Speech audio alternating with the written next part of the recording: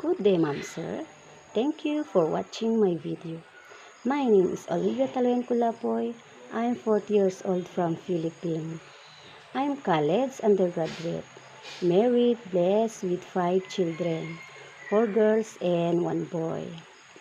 My work experience as a domestic helper in Dubai is to taking care of 3 years old girl and also do cleaning the house, preparing food, wash dishes, ironing, and wash the car.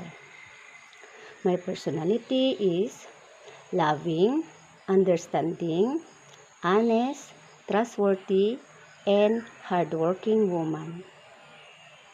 My skill is cleaning, cooking, and taking care of children. I hope that you will choose me.